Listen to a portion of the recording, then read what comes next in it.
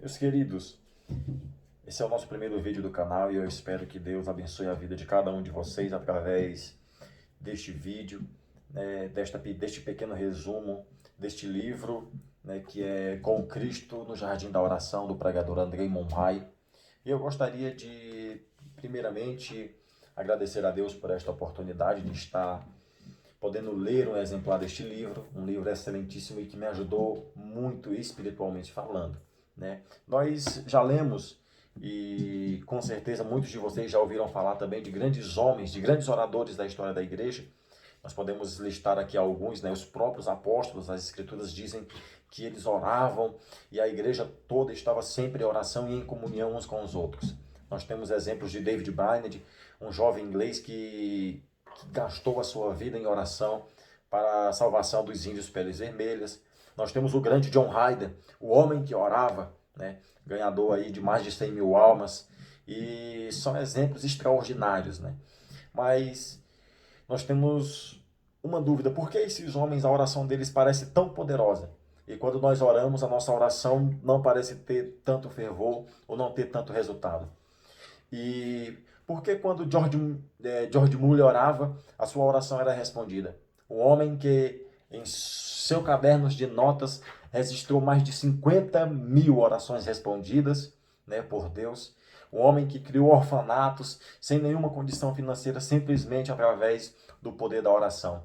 É acerca dele que vem aquela frase que diz que a oração ela é tão simples que até uma criança de 8 anos pode fazê-la, né? E ela é tão complexa ao mesmo tempo que ela vai nos custar todo o nosso vocabulário.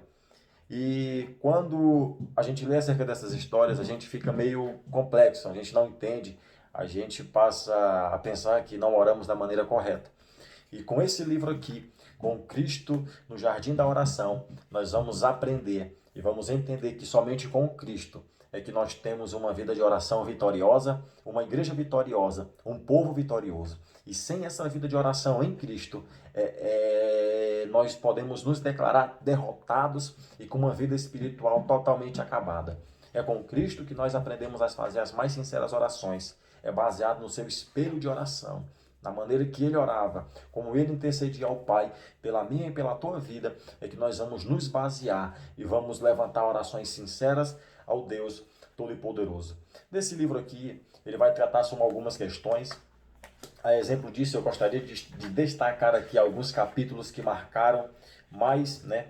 Onde ele diz aqui que a oração, no capítulo de número 10, ele diz: a oração deve ser específica. Você não pode simplesmente ajoelhar-se e orar por qualquer coisa que vier na sua cabeça. Você se ajoelha e você não consegue começar a oração. Você não sabe onde é o meio, você não sabe aonde é o fim da oração, porque você não tem uma oração específica. Você não sabe pelo que você está orando. Você sabe que está ali de joelho, mas você não sabe pelo que. Você não sabe pelo que vai agradecer. Você não sabe pelo que está pedindo. Você não sabe aonde começa e aonde termina a sua oração. Isso é uma maneira de oração errada. Quando você vai orar, você entra no seu quarto, tranca a porta, Jesus disse, e você ora, mas você tem que orar com uma oração específica. Você tem que saber por aquilo que você está pedindo, você tem que saber a importância daquilo pelo que você está orando, você tem que saber o preço que você tem que pagar por aquilo e também você tem que entender que a oração ela deve ser uma oração contínua até você receber a resposta de Deus,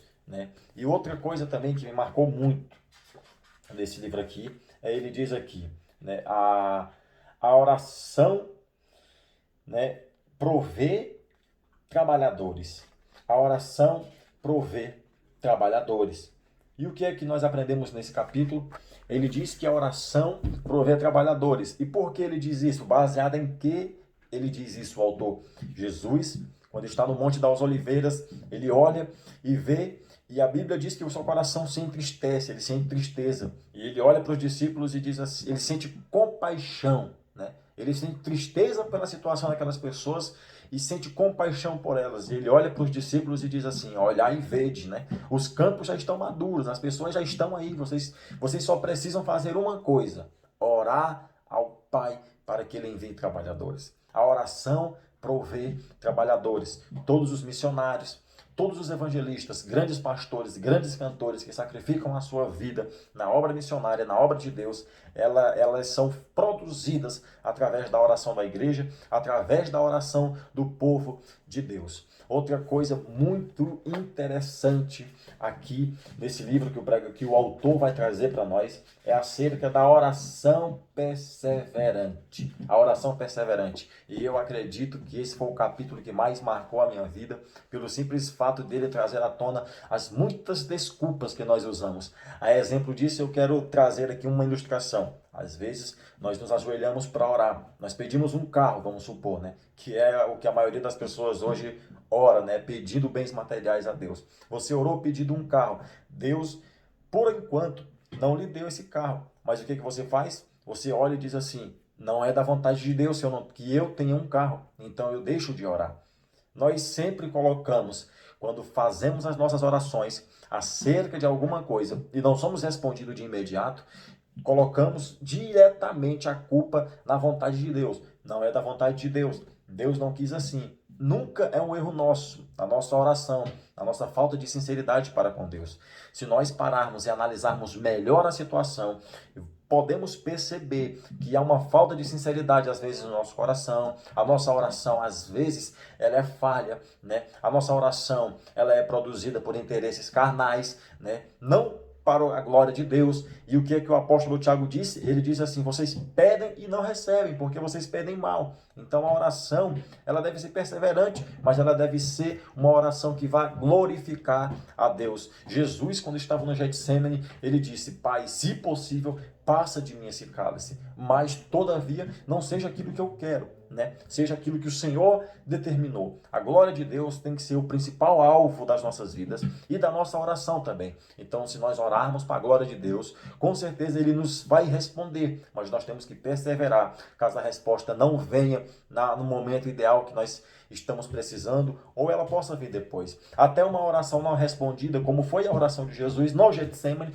que ela não foi respondida por Deus, né? Ou ela foi respondida por Deus, mas com silêncio. Então, às vezes, o silêncio de Deus, ele é uma resposta para a nossa oração. Então, nós devemos entender e compreender isso. E com Cristo no jardim da oração, desse grande homem de Deus, nós aprendemos estes detalhes importantíssimos acerca de uma vida de oração perseverante, uma vida de oração que vai nos levantar do pó e da cinza e nos fazer verdadeiros adoradores por excelência. Que Deus nos abençoe em o nome de Jesus.